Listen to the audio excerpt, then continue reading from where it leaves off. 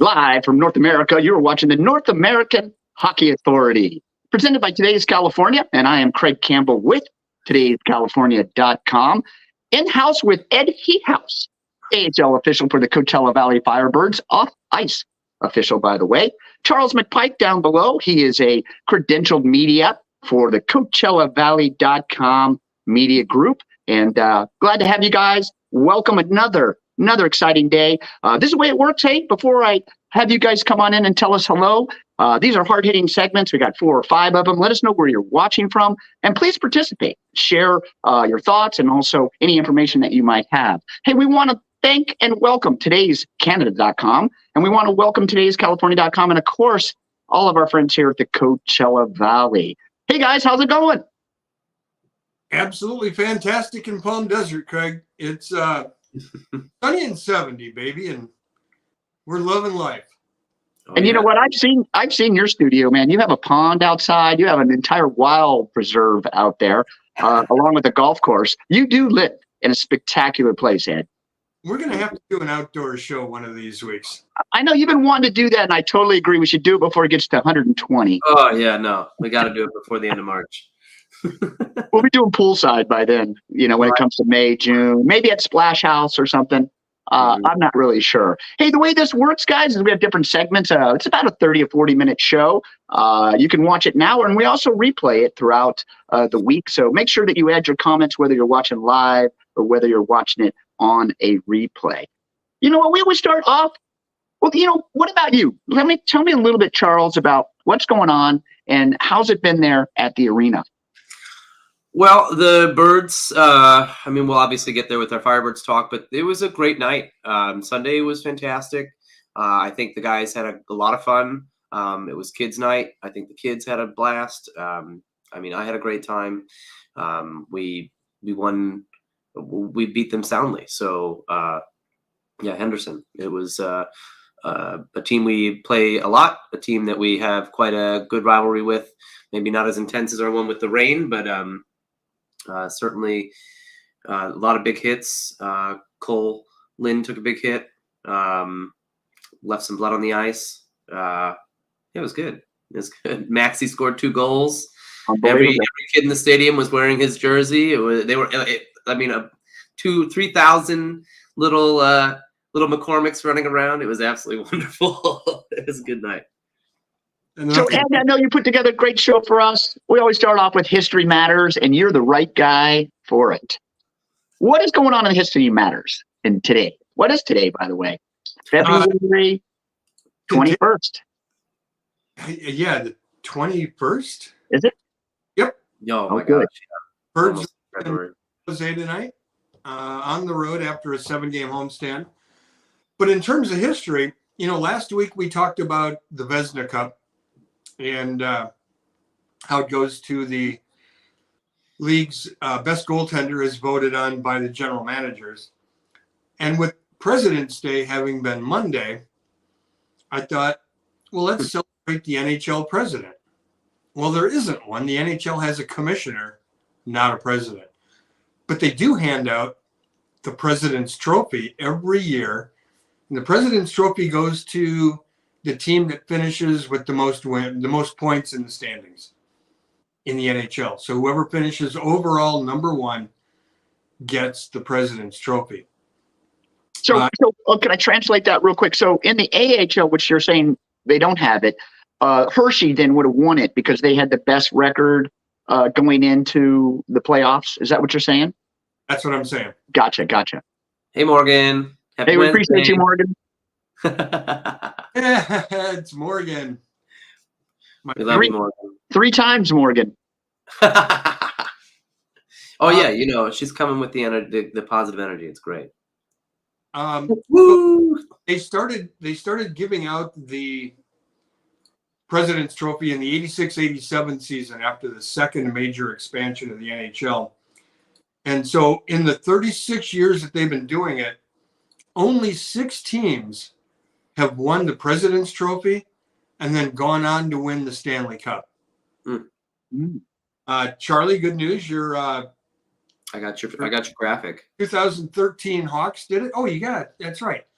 We have a little graphic that should show how many times each team has won the There President. we go. A little hard to see. It's on the left-hand side. Yeah, we do. We have Detroit at the top team there for President Trophy winner. As a Michigan boy, that makes me happy. Of course. Then we have Calgary with 2, the Avs, Colorado Avs with 2, the Dallas Stars with 2, the Edmonton Oilers with 2, the Rangers, New York with 2, and then the Canucks somehow, Vancouver with 2. Sorry. North American Hockey Authority. Probably somebody out there might appreciate Canadian teams. I'm not sure. No, I very much appreciate the Canucks, but they, there's a running joke on the internet about how they just keep losing. Well, they gave up a touchdown and a field goal in their last game. They gave up 7 goals in the third period. I guess it's like Buffalo Bill fans in a way, right? They just can't quite get there. Cleveland Browns.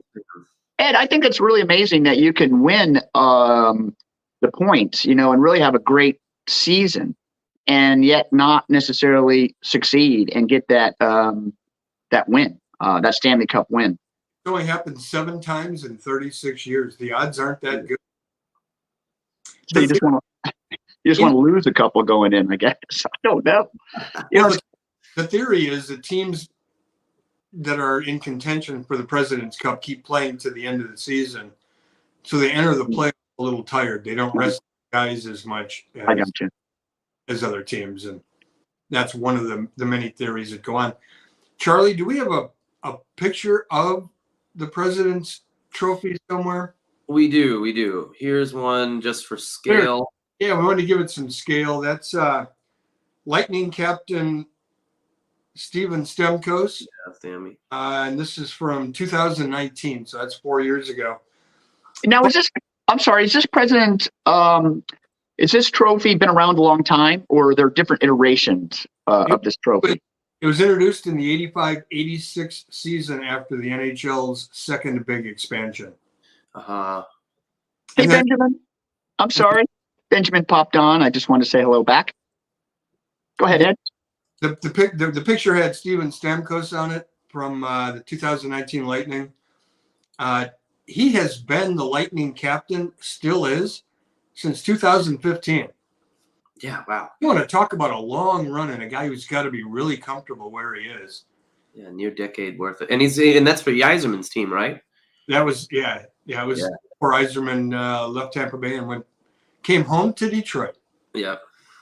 Now, Ed, I don't know. I know this might be a difficult question, but what's the average time of an NHL player? I've learned, of course, part of our goal here is to elevate all of our hockey IQ, elevate it. I've seen players that are a lot older than I anticipated still playing NHL. Do players in the NHL play a little longer than, say, other sports in general? Do you know? Hockey players have an average of 5 to 8 years shelf life, which is a little longer probably than pro football, unless you're Tom Brady. But if you look at, and you've got the extremes, you got the one-hit wonders who are, up and gone after a year or two.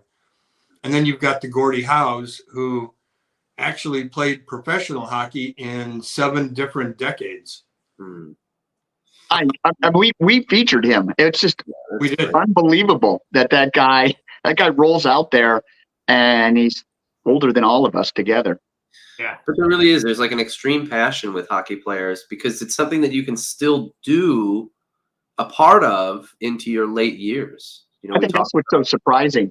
You see all the hits and everything, but a lot of absorption, I think, coming from the glass and the pads. And I know it's intense, but I think that skating we've talked about this, that the leverage is just a little bit different. So therefore, maybe their longevity is a little bit longer. When I hear a captain for 15 years, it's very exciting to hear.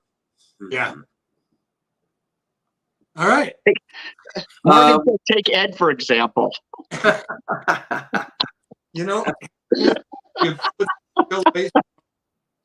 we get to 6-0.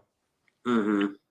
Well, I think we'll have to do a History Matters on Ed, Charlie, next time you and I. So, hey guys, want to move forward? Or did we discuss what we wanted to talk about history, or Yeah, you want to talk about some rules? What do you think about talking about some rules? I think that would be an excellent idea. We're about Do it. we have any rules? We do have rules. As a matter of fact, during Sunday night's game, Firebirds versus the Henderson Knights, Cole Lynn got checked from behind and went head first, helmet first into the boards. I was up doing video confirmation up in the off-ice official booth, and I heard the helmet hit the boards, and it made me stop what I was doing and look down on the ice to see what was going on. And Dyson Mayo got a 5-minute major for boarding and a match penalty. Mm-hmm. Well, that led to a lot of discussion on the local Facebook forums. What's a match penalty? Shouldn't it have been a game misconduct? And what's the difference between a match and a misconduct? So I thought this would be a great forum to talk about that from an official point of view. And the easiest way to think about it is a match penalty comes from a deliberate attempt to injure somebody. And then if you think about the word misconduct, it's got conduct in it, right? So a match penalty, you want to cause harm to another player. Misconduct, you're just kind of a dickhead. And you get time for being a butthead and an asshole. And so that's the difference between the two. Now, you get extra time for being both of those? Well, misconducts come in conjunction. a couple of different forms. They come in a 10-minute form. 10-minute misconduct is a way of having the referees have a player sit in timeout, penalize his team by not having that player available, but you don't skate a man short during that 10-minute misconduct. And a match penalty? A match penalty usually is attached to a major penalty, like checking from behind, boarding, spearing. Are you removed if you get a match penalty, or is that just more time? Match penalty is a 5-minute major. Yeah. And while that 5-minute major is being served, if the other team scores on the power play, you're still serving that major out of the box. Yeah. You serve the entire 5 minutes. So there are times where teams have scored 3 power play goals on a major. Talk about really hurting your team. And that's the whole idea behind penalizing people who attempt to injure other people. You remove that player from the game, and you severely penalize this team so that not only are the fans mad, your own teammates aren't real happy with you either, because it's looked at it as a me first penalty. The name on the back of the jersey is more important than the name on the front of the jersey. And that'll get you some stern lectures from the coaching staff. And players will actually take it out on other players during practice. Just the pent-up frustration. Can see that. Hey guys, you're watching North American Hockey Authority. My name is Craig Campbell with today's California.com. I'm joined in-house with Ed Heathouse, off-ice official for the AHL, Coachella Valley Firebirds. And we have our credentialed Charles McPike III, credentialed for the CoachellaValley.com, covering them with both photography and reporting. I love your stuff, Charlie. Appreciate you guys all being here today. And we would like your participation. Thanks, Johnny, for joining in. We appreciate all of your comments. Let us know where you guys are watching from. And if you have any questions at all, just put them right there in the comments. And, maybe we'll slide them on the show for you guys. Hey, are there any graphics on the rules at all? Were we going to show some of the referee stuff? I'm not sure. I thought I would show people the signals for both a match penalty and a misconduct. Yeah. Gotcha. And we were enough to find both of those signals on one page. So I think we've got that available. We do. Here we go. It'll be on your left-hand side of the screen, folks. The match penalty is a patting of the top of the helmet. Patting, Patting. My enunciation isn't so good at the moment. And a misconduct, they refer to it as both hands on hips. Kind of, mom's really mad at you. Yeah, I was going to say, these look like they can be used in any relationship at any time. Well, to clarify, referees, match penalties are serious because there was an attempt to injure there. They'll do this and not very hard on their helmet. But when they get to the misconduct penalty, and technically the rule is hands on hips like this, right? They don't just put their hands on their hips. They dramatize it by going, bah! I think we should have some signals. Done. Oh my gosh. Weren't you guys? Wasn't Megan on a crusade to get people to, in that area of the audience, get people to raise their hands every time we had a penalty or something like that? Or was it? Yes, we started this. I was a major participant in this, and it's really an icing call. So when the icing call, they throw their arm up, and everyone's doing the wave, the two-handed wave. So we work real hard to try to get the one-handed wave on icing calls.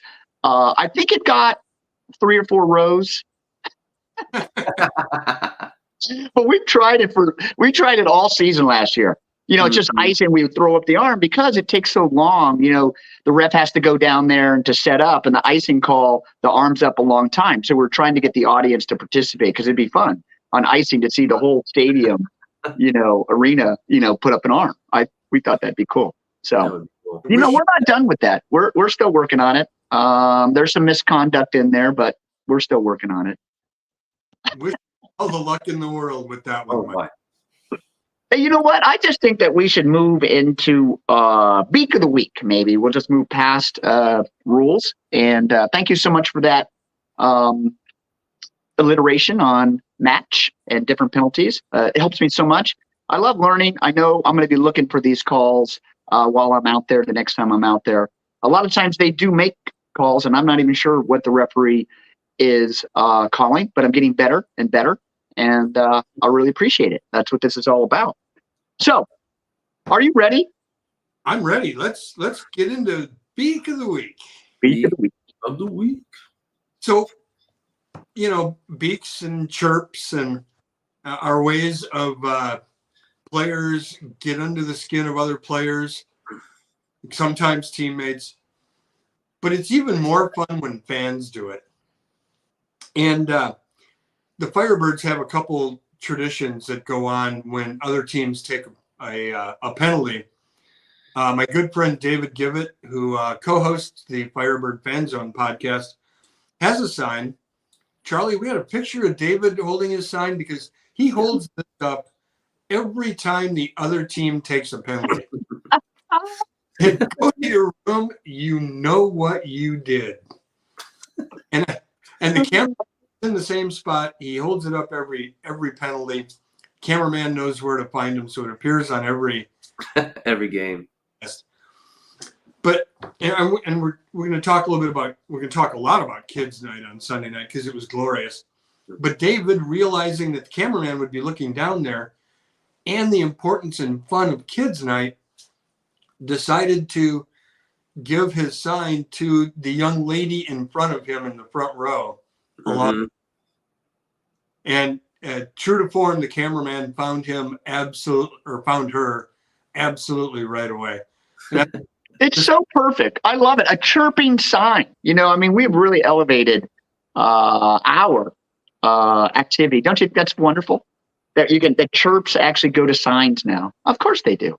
And when you do something well, I believe they refer to it as the best form of flattery is imitation. So there was one other sign picked up that a couple of kids had made prior to the game. And you go to your room, another go to your room sign. And this is fun. You might see if it says, you know what you did at the bottom Yeah, I love that part. You know what you did. I mean, that's the greatest guilt trip if your mom's like, go to your room because you already know what you did. He doesn't even ask for the explanation. You just have to live with it in your mind, knowing how bad it is. And for her, she probably just laughed. But by saying that, you know what you did. All my dad had to do was look at me and pull his glasses down and go, so, is there something you want to tell me?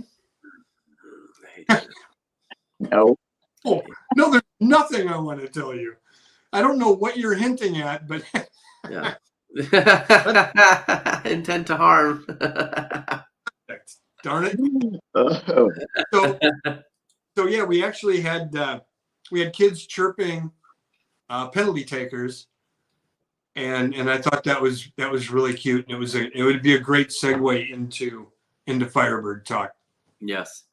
Let's do it. Firebird's on a run. Pacific Division leaders right now. They've just been really on a tear. Obviously, they've gotten it fixed at home where they have a winning record there as well. And looking for a very exciting finish. What game are we on? I'm glad you asked because we are 48 games in. That means there are 24 games remaining. 1/3 of the season left. Yeah. We're exactly 2/3 of the way through the season. And as you mentioned, Firebirds sit atop the ultra competitive Pacific Division. There are 4 teams within 6 points. Mm-hmm. And it's going to be a dogfight all the way to the bloody end. I can see this coming. But I did take the time, since we're at the 2/3 mark, of looking at a few other stats. The Firebirds are 4th in the league overall in the standings. They're 3rd in win percentage, and Hershey, good Lord, they're playing at an 800 clip. I don't know how any team can sustain that. But when you look at Hershey's goaltending, you pull up the AHL goaltending statistics, they run both their goaltenders evenly, and they sit number 1 and number 2 in the league. That's what that is that's a testament to commitment to team defense, and it's going to make the Bears tough to beat. The Firebirds are 3rd in the AHL in goals scored, and they're only 1 behind the 2 teams that are ahead of them. And they're also 3rd in the American Hockey League in goals given up, the least number of goals given up. So lots of really good news. Max McCormick and Cole Lind are tied at number 7 in the scoring race within the league. Max has 43 points. Cole has 43 points. And then Cameron Hughes sits at number 20 with 39 points. Ooh, easy. So when you mention league, we're 5th in the league. Of course, there's two different conferences, right? 5, 6. How many conferences? 2 conferences, 4 divisions. Yeah. Right, 4 divisions, each with 2 divisions, and we're 5th overall right now in the entire league. You say 4th? Oh, 3rd. Okay, sorry about that. I said that wrong twice. It's okay. So, yeah, it's really been exciting, and in my observation, those goalies really matter. I know last year Hershey Wolf was, for Calgary was incredible, and then I don't remember who was the Hershey goalie. Shepard. Yeah, right, exactly, and just incredible. Another Joey Decor, really, just incredible players. Yeah, and in terms of goaltending, since you asked, Drieger has a 2.30 goals against average, placing him number 8 in the league. Ooh. He's got a .915 save percentage, which ranks him number 13. All right.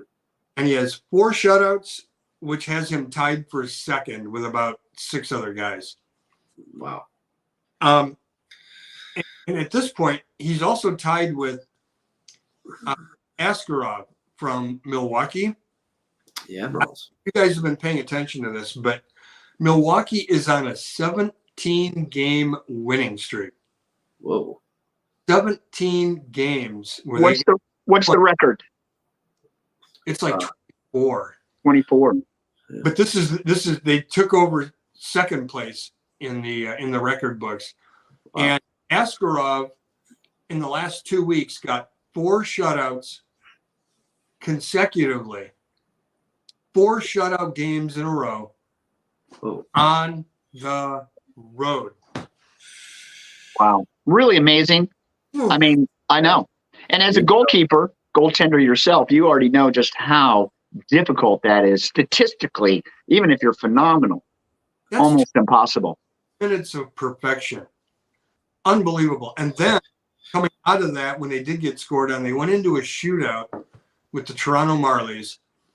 It went 5 rounds, and when Askarov stopped the last one for the Admirals to win and continue their winning streak, he put his stick on top of the net, grabbed the net, laid down, and with the net he did push-ups with the net.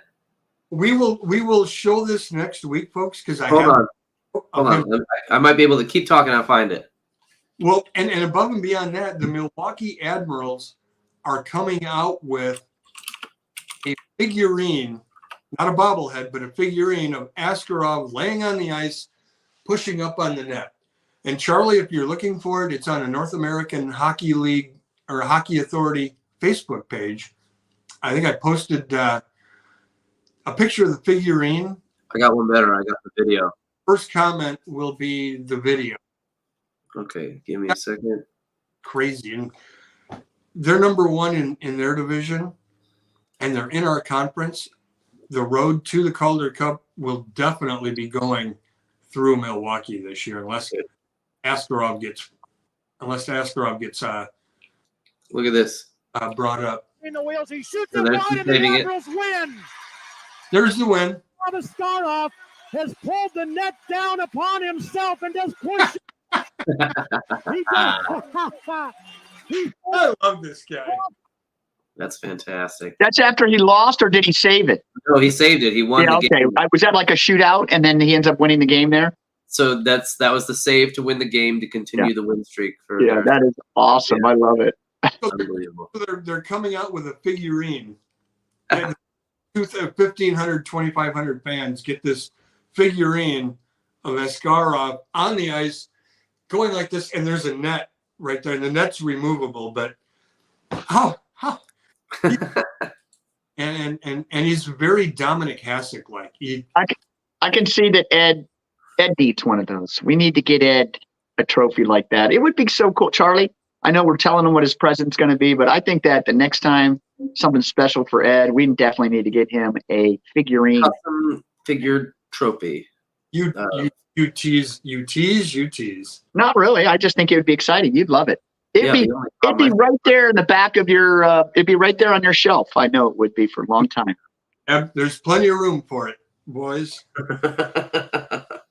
Hey, we're wrapping up Firebird talk, and of course, the Firebirds are doing fantastic there in the Pacific Division. Should we move on? Are you ready for a little point counterpoint, or are there more to talk about for the Firebirds? I'm sitting okay. If anybody wants to know, Alish Stezka, the backup to Chris Drieger on the Firebirds, 2.67 goals against average for number 18 in the league, 907 percentage, and he has 2 shutouts. So he's tied with many people for 10th place in the AHL. So we've got a great goaltending tandem.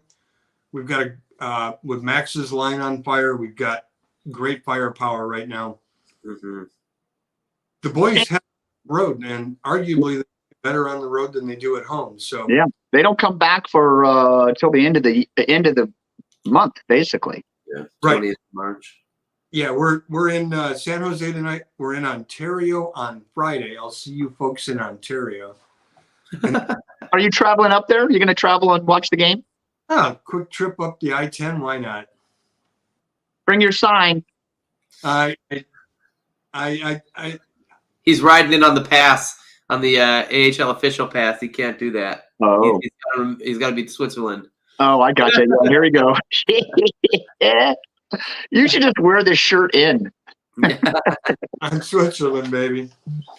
Thanks for the reminder, Charlie. Yeah, no worries. Anytime. I think your card should just be that, Ed. You just hand that out. Just go right to the piece. Switzerland and beer. So we're back home next Wednesday against San Jose. And this is a great time to mention that next Wednesday we will be welcoming a guest into the Palm Desert North American Hockey Authority studio. Yay. Craige from Huntington Beach is coming in to join us, one of the biggest Flyer fans I know. So if you're a Philadelphia-centric kind of person, he'll be your guy. But I'm going to poke him. I'm going to poke that bear a little bit. We're going to have some fun. Looking forward to it. Love it.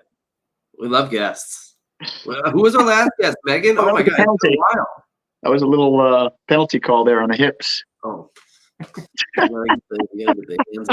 we're going to do to him when he comes into the arena. Hey, Ed, I got this Fuego and Little Fuego. Is that that's not part of it? So yeah, kids night. You know, I personally feel I give the Firebirds a hard time about a lot of things. Like the goalie coming out last during player introductions. I have a problem with that. And I've been hard on them. Season ticket holders not getting the appropriate number of items, in my opinion. But when they do something right, it's critical to recognize that. And kids night against Henderson on Sunday was off the hook superlative. Of course, they sold it out, and that really helped the excitement. You know, I mean, the stadium I hear was just packed. The arena. First Bank was the sponsor. Kudos for them for buying 3,000 Max McCormick kid-sized jerseys. Mm-hmm. And you had junior announcers announcing Firebird goal. Oh, that was great.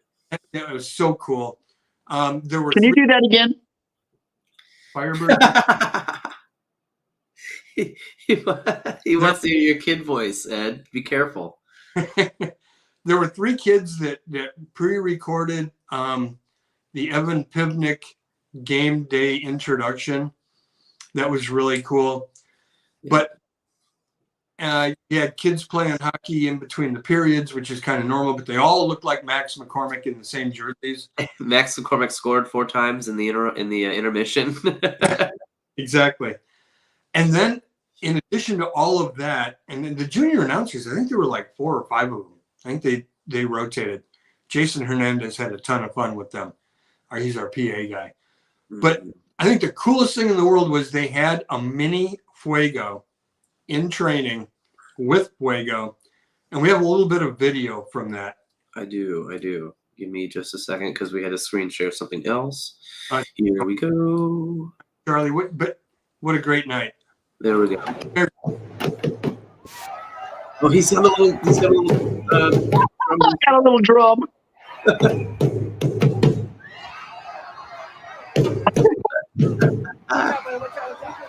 That's pretty good. Oh man. Oh, love it. Traditionally at the end of the game, Fuego is out there waving the victory banner with the Firebird flag. Yep. The little guy next to him, and then they got down on the ice and they both made snow angels. It was just a classic night, and kudos. Well done, Acrisure and Firebirds. A fuglet. Mini Fuego. Oh, Morgan also had something to say about the Hershey Bears. Yeah. Yeah, I like that too. I appreciate that. Something about buns. Love you, Morgan. It's fantastic. We're going to bring her on. You know, I think it'd be worth it to bring Morgan onto the show at some particular point in time. She's starting her fan. She just you can invite her right now and just bring her here. We'll have to. Yeah, shoot, we could. Well, we're running low on time, so let's. That's true. We'll bring her back. Morgan, get yourself ready. Get your signs ready. We're going to bring you in. What do you think about that? I saw some love that she's already given to us. So yeah. I think that's going to be a great idea. This is a response. I think we can take that as an affirmative. Point counterpoint. Are we there? We are. Point, counterpoint. I felt like changing it up a little bit this week in the show notes. And I have a spoiler at the end of this, but it seems to be a topic that divides a lot of people, and that is pineapple on pizza. Good? Bad? Allowed? Misconduct? You tell me. Especially if you add ham. That's a double whammy. Big time misconduct. Where I'm from. That's huge. Yeah. Hawaiian style, baby. Yeah, You get thrown out. Naming it doesn't make it any better. No, it doesn't. Your sins have a name. So, Ed, you like pineapple? I do. I'm going to tip I my... knew it. I love pineapple and I like pizza. I don't like pineapple on my pizza. I don't like sweet on my pizza. You know what I mean? It's just not a sugary thing or sweet thing. Okay, so, and this is my kind of spoiler on the whole subject. My mother's maiden name was Barbara Nastasi. Nastasi. And she came over to America after World War II, lost both her parents in the war, came over with my Aunt Rose, her sister, and my Aunt Marguerite, her sister. The three sisters all came together. And we would have pizza every Tuesday night at Aunt Rose's house. And she made her own Italian sausage. Ooh. We were sitting there on a Tuesday night, and my dad had gotten a little bit extra sauce on one particular piece. And he looked at my Aunt Rose and he said, "There's something sweet in this sauce that I can't identify." And she goes, "I can't tell you." And he goes, "Oh, come on. Who am I going to tell?" She goes, "I can't tell you."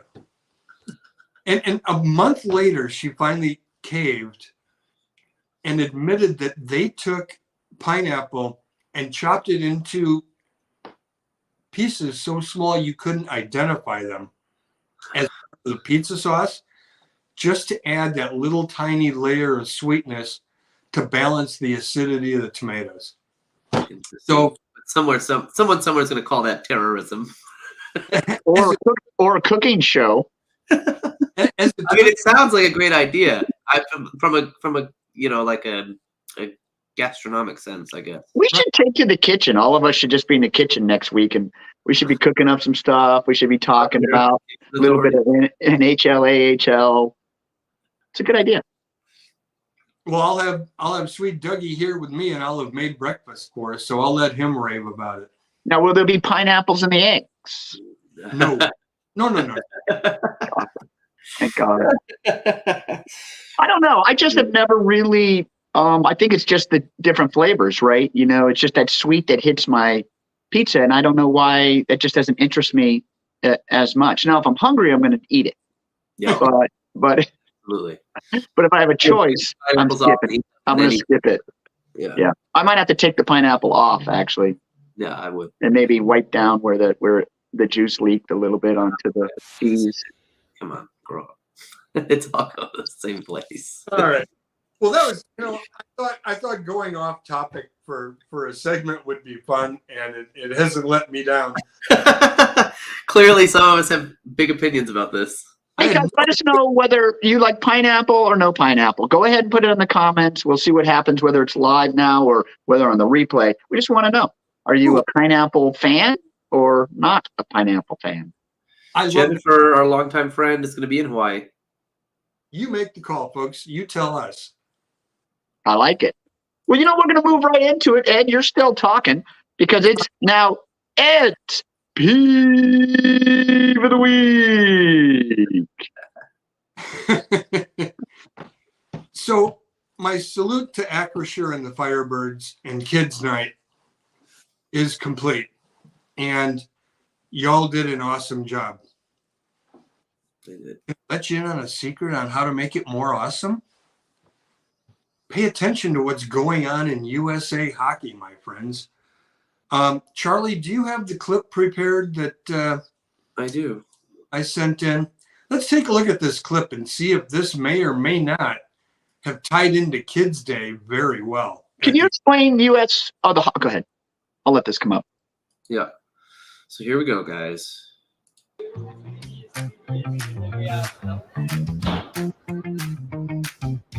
It's full of hockey equipment. Tiny little skates. I remember that. I remember being that. I've been on both sides. Yeah, that's true.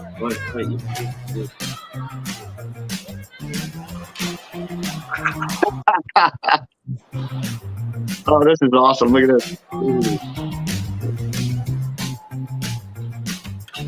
What's your favorite part about playing hockey? Skating.